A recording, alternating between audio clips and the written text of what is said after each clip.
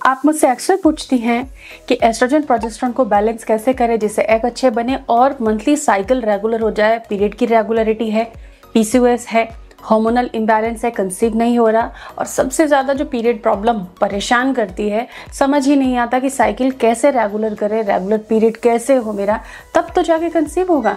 तो आज मैं 5 पॉइंट टिप्स बताऊंगी जिसमें 360 कवरेज रहेगा एस्ट्रोजन एंड प्रोजेस्टेरोन बैलेंस का, कि कैसे एस्ट्रोजन को और प्रोजेस्टेरोन को आप बैलेंस करोगे। चलो, बहुत ही इंटरेस्टिंग वीडियो है, सीखते हैं।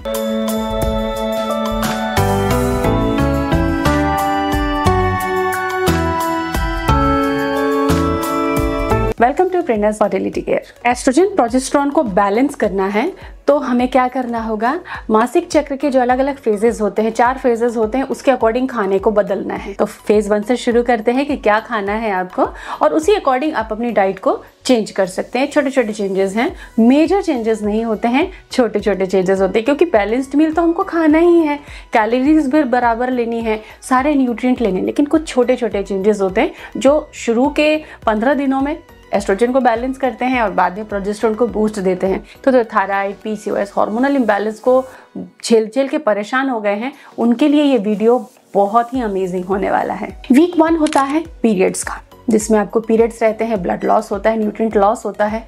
तो इस समय आपको आयरन रिच फूड खाना है, जैसे कि अनाजों में आप बाजरा ले सकते हो, इसके अलावा बीटरूट, अनार, पालक, खजूर, इन चीज़ों का आप सेवन कर सकते हो। वीक 2 जो होता है वो फॉलिकुलर फेज माना जाता है मेनली, तो इस टाइम एस्ट्रोजन बूस्टिंग चीज़ें खानी चाहिए, जैसे फ्लैक्सीड है, सौंफ का शरबत है, थोड़ी बहुत सोई की चीज़ें आप ले सकते हो उस समय पर, लेकिन केवल उस समय पर सोई को यूज़ करना है और ज़्यादा मात्रा में यूज़ नहीं करना है। वीक 3 होता है आपके ओव्यूलेशन का, फर्टाइल विंडो का टाइम होता है, तो वहाँ पर आपको क्या लेना है, ज़्यादा से ज़्यादा एंटीऑक्सीडेंट्स लेने हैं, विटामिन सी लेना है, नींबू पानी यूज़ करना है, सिट्रस फ्रूट्स यूज़ करने हैं, तुलसी एडेड जो ग्रीन टी होती है उसका आप इस्तेमाल कर सकते हैं। बेरीज अगर मिलती हैं, क्योंकि बेरीज जो बहुत कलरफुल फ्रूट्स होते हैं उनके अंदर बहुत सारे एंटीऑक्सीडेंट्स होते हैं, तो आप बेरीज का इस्तेमाल कर सकते हैं। वीक 4 होता है ल्यूटियल फेज, प्री पीरियड से पहले वाला 1 हफ्ता, जिसमें पीएमएस परेशान करता है और अजीब साइंस होते हैं। अगर आपको हार्मोनल इम्बैलेंस रहते हैं तब हमको प्रोजेस्टेरोन बूस्टिंग फूड खाने हैं, जैसे कि बनाना है, सब्जा है, आलमंड्स है, इनका आपको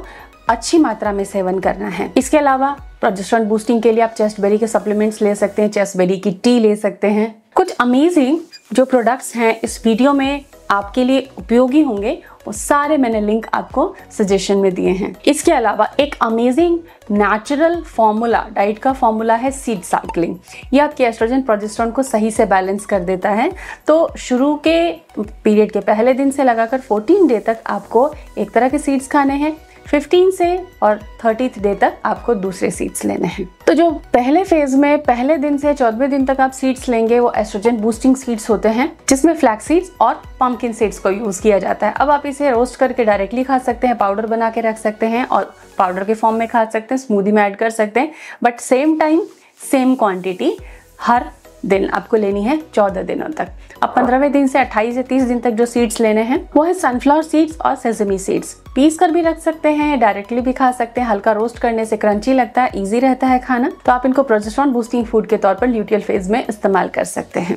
हर महीने इस साइकिल को हमें रिपीट करना चाहिए, 2-3 महीने में जाकर साइकिल बेटर हो जाती है। कुछ लोगों को बहुत जल्दी रिजल्ट्स भी मिलते हैं। हार्मोन रीसेट के लिए सुबह जल्दी उठकर थोड़ा योगा करना और प्राणायाम करना अमृत के समान है। ये आपकी डाइट को और ताकत प्रदान करता है और शरीर को जल्दी से रीसेट करने में हेल्प करता है।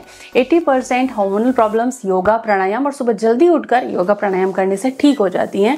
तो आप क्या कर सकते हो, सूर्य नमस्कार कर सकते हो, बटरफ्लाई आसन, ब्रिज पोज कर सकते हो, उज्जाई प्राणायाम कर सकते हो, भ्रामरी प्राणायाम कर सकते हो और अनुलोम विलोम प्राणायाम कर सकते हो। ये जो चीज़ें मैंने बताई आपको योगा और प्राणायाम की, ये फर्टिलिटी के लिए स्पेशली डिजाइंड चीज़ें हैं, तो इन्हें आपको फॉलो करना चाहिए सुबह जल्दी उठकर।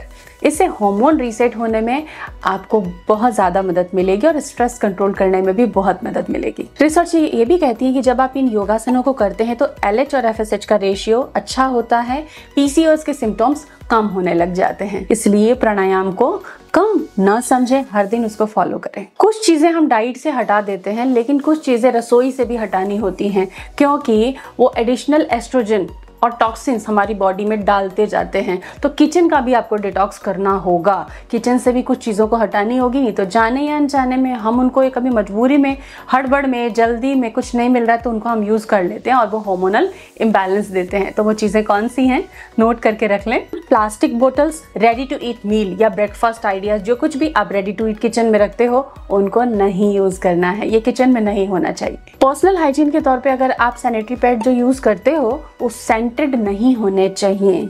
सेंट यानी कि कुछ ना कुछ केमिकल, और उस केमिकल से आपको बचना चाहिए। तो सेंटेड सैनिटरी नैपकिन्स का इस्तेमाल ना करें। सफ़ेद शक्कर आपको नहीं यूज़ करनी है, उसके अल्टरनेटिव्स यूज़ करने हैं एज अ स्वीटनर्स, जो कि मैं कई बार बता चुकी हूँ। गुड़ है, कोकोनट शुगर है, नॉर्मल केन जैगरी है, डेट्स हैं, इन चीज़ों का आप इस्तेमाल कर सकते हैं और स्टीविया का भी इस्तेमाल कर सकते हैं। इन सभी के लिंक मैंने आपके लिए सजेशन में दिए हैं। क्या यूज़ करना है, स्टील के बर्तन आप इस्तेमाल कर सकते हैं कुकिंग में। आप अगर प्रेशर कुकर इस्तेमाल करते हैं एल्यूमिनियम का, तो आप उसे भी रिप्लेस कर दें, ओवरऑल हेल्थ के लिए भी अच्छा नहीं है, अदर फैमिली मेम्बर्स के लिए भी ये हेल्दी चीज़ नहीं है। इसके अलावा आप ऑर्गेनिक अनाज, दालें, ड्राई फ्रूट्स इनका इस्तेमाल करें। ऑर्गेनिक हल्दी और जो मसाले आप यूज़ करते हैं उसमें बहुत केमिकल्स आते हैं, उसका अंदाज़ा भी आप नहीं लगा सकते। तो ऑर्गेनिक या घर के बने हुए शुद्ध मसालों को आप इस्तेमाल करें। तो इस तरह से किचन डिटॉक्स आपने किया, एक बहुत अहम चीज़ थी जिसके बारे में अक्सर हम ध्यान नहीं देते हैं। 5वें पॉइंट में मैं आपको ये बताना चाहूँगी कि हमें हार्मोनल इम्बैलेंस के लिए, बॉडी में अगर इम्बैलेंस है तो कुछ नेचुरल चीज़ों को यूज़ करना चाहिए, जिसको कि हम सप्लीमेंट्स कहते हैं।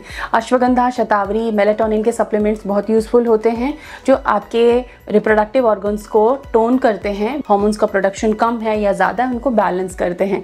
तो आप उन सप्लीमेंट्स को भी यूज़ कर सकते हो। Thank you.